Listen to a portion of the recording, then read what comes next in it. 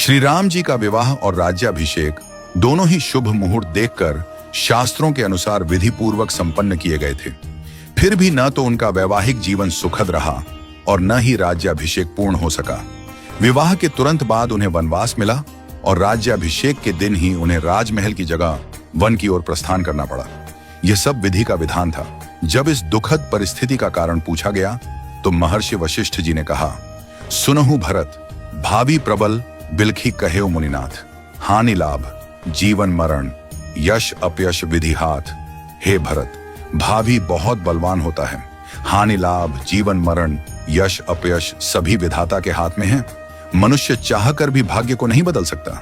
श्री राम जो धर्म के मूर्तिमान स्वरूप हैं, जिनके जीवन का प्रत्येक क्षण मर्यादा और सत्य की मिसाल है, वे भी अपने भाग्य को नहीं टाल सके।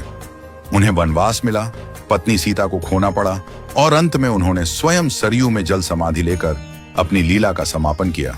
श्री कृष्ण, जिन्हें योगेश्वर कहा गया, जिन्होंने गीता में कर्म, ज्ञान और भक्ति का मार्ग बताया, वे भी अपने कुल के विनाश को नहीं रोक सके।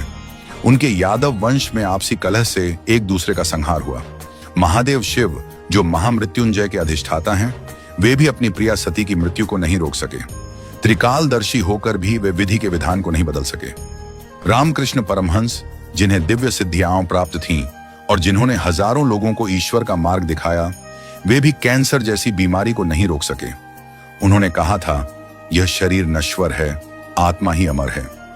रावण, जिसके पास अपार बल और ज्ञान था, जो शिव का भक्त था, वह भी अपने अहंकार के कारण नाश को नहीं टाल सका। कंस, जो जानता था कि श्री कृष्ण उसका अंत करेंगे, फिर भी विवश था। इन सभी घटनाओं से यही सिद्ध होता है कि मनुष्य अपने जन्म के साथ ही जीवन और मरण, यश और अपयश, लाभ और हानि, स्वास्थ्य और रोग, शरीर का स्वरूप, परिवार, समाज, देश और स्थान, इन सब का निर्धारण करके आता है। मनुष्य को यह भ्रम होता है कि वह सब कुछ नियंत्रित कर रहा है, लेकिन वास्तव में सब कुछ ईश्वर के संकेत से ही चलता है। इसीलिए साधक को चाहिए कि वह मन, वचन और कर्म से सहज, सरल और सदाचारी बना रहे, सदैव प्रभु का स्मरण करता रहे और अपने कर्तव्यों को श्रद्धा और निष्ठा से निभाए। मुहूर्त न जन्म के लिए तय होता है, न मृत्यु के लिए। जब जन्म और मृत्यु ही निश्चित नहीं होते, तो बाकी सब कुछ क्षणिक और अस्थायी है।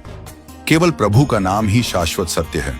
इसलिए सदैव ईश्वरमय रहो और आत्मा को परमात्मा के निर्देशों में लीन कर दो। यही सच्चा जीवन है। नियति को स्वीकार करना और प्रभु में समर्पित रहना।